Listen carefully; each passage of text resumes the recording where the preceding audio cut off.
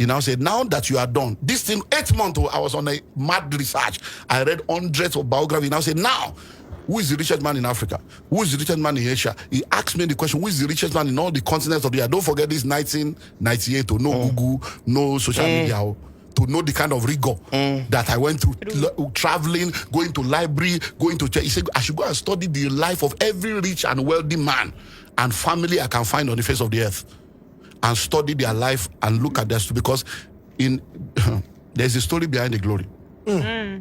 There's what we call the iceberg principle. For everything that you see, the tip of the iceberg. Iceberg is a mountain under the water. You see the tip. There is 9 parts that you don't see. So there are things that people do in secret that makes them to shine in the open. Whatever you see in the open is just a tip. When you get to them, they will now tell you the secret. Because everybody is using something. Just be sure that what you are using is the right one. Everybody is using something. Everybody, just be sure that the one you are using is the right one. Because if you are not using something, they are using something against you. Because you are either in the secret court or you are in the secret place. There's no middle ground. You are just you are going to be like a chicken where they go kill for Christmas. They will buy you for January, feed you till November, kill you for December. So all the love they are showing you is to kill you in December because you don't understand. So when I now began to study all these people, I now saw all the principles that everybody, that was what led to my first book, How to Be a Millionaire, now called Pathway to Wealth. And I now wrote that to the primary concerns of the church, say, let me deliver the church from this foolishness first, before I now go to the world. That's when I now release School of Money for the World. So all the things I learned, and now they're like, what? You mean these things are inside Bible? He gave one gift, he gave one this, he went to bury his gift. I say, wow. So I now say, okay, all this is why I don't study, I will practice it for myself. So many things I noticed is, number one, there is no rich man on earth that is a salary earner. There's no rich man on earth who is a salary earner. None. Everyone that is wealthy today, they don't depend on salary alone. Number two, there is no rich man on earth that has only one source of income. Never. Not one.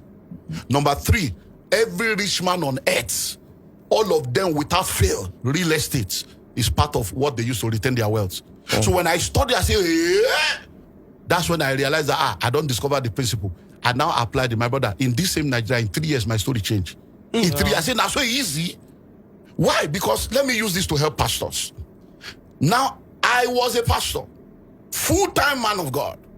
I've been a pastor, I've been in ministry since 1988, 89. And this now, I'm discovering this in 1998 to remember. I don't do the full time. 10 I years don't do later. anything. I'm called to ministry. We just going to serve God. I carry certificate. I drop them. When I started this church 29 years ago, the church I pastor now, I was full time. I was working. I left the job. Say, God, don't call me. I left job. Sat down. I will sit down at home in my mother's house in the Kotu. And then I will be sitting down. People will be going to say, Pastor, good morning, sir. Please, I bought a wagon. The man didn't give me change. He said he will come around 11, but I don't go there, me collect change. True life story. 1995. This was my life when I started this church. 1995. They will do, please, when you're, let me take key. I became an errand boy. So I began to ask, come, you are called, you are anointed. You are sitting down. Are you sure this full-time thing is not foolishness? You mean that God called you to sit down to be collecting key and they were going to change? Go and revisit this thing. That's when I broke free from this full-time something. So when 1998 now came, because see, you can be poor as a single man, but don't try it as a married man.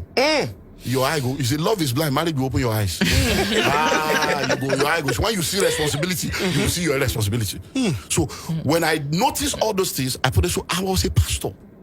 But at that point, I now realized, by virtue of what he taught me, that in order for you to become rich and wealthy, number one, you need financial intelligence, you need delayed gratification, you need savings, you need multiple streams of income. I now began to practice it. So that's when I started writing books. I've written over 100 books right now. Now, but the books were already in me. So today now, you see a lot of people out there, they have gifts, but they are not trading their gifts. Money flows in exchange for goods and services. Money flows in exchange for value. So that's your gift. You must turn it into a product or a service that you can exchange for money. You can be gifted and poor. People can celebrate you and say, we have a lot of, poor celebrity beggars now that are just celebrity because they say they are in show business. They know the show. They don't know the business of the show. But the business that know the business of the people that know the business of the show, nobody knows them. But they are the one making the real money. And that one is just doing bling bling. Poor man out there. And then they will now begin to cry that they use me. When you do sign, your eye not clear. They force you. It's poverty that made you to sign. You signed it as a poor man. Now you have seen glory. Now you go serve your sentence. Do you understand now? So I don't know if no, this is really very, very eye-opening. But I go like ask, they go tell everybody say go school, education and all. People go, if we go by the the system in Nigeria here, 6 years primary school, 6 years secondary school, study these, 4 study years economy, university, study banking and finance. And the whole idea is once you acquire this education, you work for somebody. You will break free from the shackles of poverty. You're good to go. And you are good to go. But it can't be like say the school waiting that they teach us, not be waiting. Okay, so let's understand this. Because the challenge we have is that we don't realize that change is the only constant in life. What is true today may be a lie tomorrow. But it doesn't mean it was not true yesterday. What is true today may be a lie tomorrow. But it doesn't mean it was not true yesterday. It's because life is lived forward but understood backward. And as we evolve, we learn. Everybody here, there's one statement you have made in your life. If I knew what I know now. Everybody on earth, if you have never made that statement, you are a madman. That means you are not growing. That is a sign of growth. If you say, I will not have done that, I will not have done that, that means you are growing. So when you have a single lady as a daughter, what will you tell the girl? Don't sleep with any man. Don't let a man touch you. It's true. You are not lying to her, because at that season of her life, that was what she needed to hear. But when she gets married, don't deprive your husband of sex. So make sure mommy, are you not the one that told me? No. Now I'm telling you something else. So what I told you before was true. But if I tell you not to allow your husband to touch you now, it's a lie. I'm ruining your life. I'm ruining your marriage. That's the way life is. So when they were telling us, don't forget, you see, people need to just get the School of Money book, get all this book. You see, I explain all these things. The civilization we call civilization today started with what we call the hunter-gatherer state, the caveman era. At that point in time, no school, no nothing. The only thing that people had was energy and skill. They were hunting, running after squirrel, running after antelope, running after all these things. That's all they had, and that's all they needed. If you gave that person $1 billion at that point, they would use and do toilet roll. Because it was useless to them. There was no shopping mall, no shoe, nothing. They didn't even know that anything was wrong. But when they evolved to the realm of agrarian age, when they evolved to the agrarian age, that was when land became important.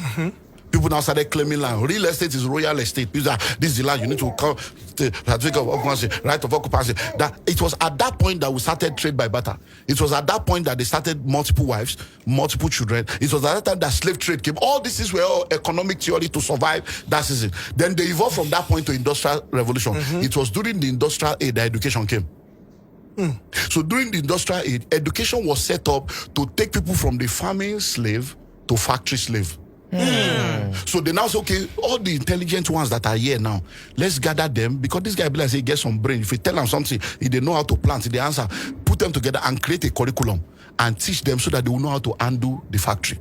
Because from orange, we need to produce orange juice. And we need to cancel. They now created courses. Okay, this is accounting, this is chemistry. Question, the first person that became an accountant, who certified him? So somebody sat down and said, come, let's create it. I do curriculum now, so I know what I'm talking about. I've created curriculum that does not exist before, that I created, and it's now existing because I created it. So somebody said, okay, let's do one, we call it accounting. But that person that was creating the curriculum, he himself is not certified. Because nobody certified. He's now the pioneer and the progenitor of a new. That's how all these courses were created. And it was not, schools were not created to make you rich. They were created to discipline and train you to function the way those that need you want you to function. So if you meet with elderly people in their 70s or in their 80s and they are to ask you, they won't ask you what course do you study. They will say, what is your discipline? That's what they won't say, what course do you study? They will say, what is your discipline? That means, what have you been disciplined to become? That's why all your life you have an identity. You go to school, when you come out, they say, what's this? I say, I'm doctor, I'm engineer. You forget your name. You now start introducing yourself with the title they gave you, because you went to school to be trained to become what they want you to become. So there was nothing wrong in education in the days of our parents. But what they did not realize was that the colonial masters were using this for a purpose. That is why we still have the problem today. So when you go to school, they teach you to become this, and then you become it. But the world has evolved. We have moved from industrial age now. We are now in the age of technology. We are in what we call the fourth industrial revolution. The fifth one is emerging now. So all those things now, don't forget that when we were growing up, if you say you want to be an actor, you say, hear me, you want to be a footballer, hey, village people. Today now everybody wants to be a footballer. But all those things have now expired. Now everybody wants to move to the next level, IT, IT, Tech. and all the tech. So Tech that's the way. voice. So now, when you go to school, you learn, you come to use. But in order for them to keep you for 5 years or 4 years, they have to teach you what you need and what you don't need.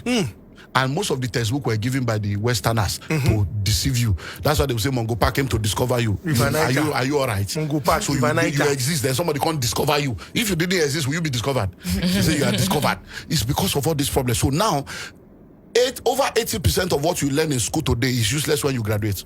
Over 80%. Over 80%. Yes. Over It's useless. When The you graduate. YDX. Over 80% is useless. Now, number two, the world that existed when you do, is it the matric they will do first? I mean, convocation. Matric first, Matriculation. convocation last. The world that existed when you did matric, by the time you are doing convocation with the next gown, that world is no more in existence.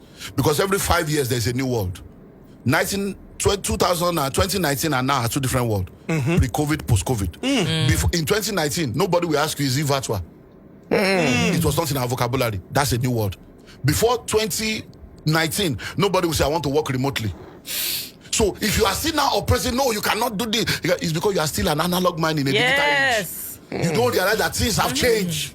So companies are now rewriting policies, rewriting HR policy. Why? Because it's a new world. So people that are now telling you go to school, go and study this, go and study that, they are not bad people, but they are expired people.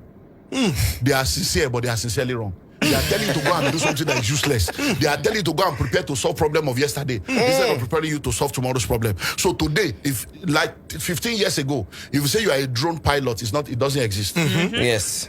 I'm into animation. I'm into gaming. It doesn't exist. So if you now go to your mother now, your father, mother, maybe like chief with dress like you say, daddy, and study animation.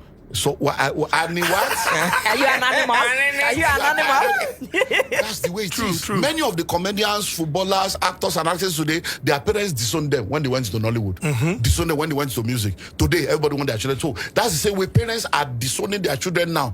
For saying you are just jobless, you don't want to go to school. What is animation? What is this? Because they don't realize. So in our own days, people were sent to school to go and study a course that will put a prefix before their name. Yes. Engineer, doctor, Barrister. architect, barrister. Lawyer. Because most of the parents wanted to live through the life of their children. Yeah. So what they could not achieve, they want to achieve Mama through the life lawyer, of their children. Mama doctor, But Mama now priest. those things they are useless now. So am I saying don't go to school? No, we need to redefine education. As a matter of fact, you can go to my YouTube channel at Dr. Lumide Manuel on YouTube. I just did a series this last October. So most of those series you people see is October I do, because the whole of October in our church I focus on finance.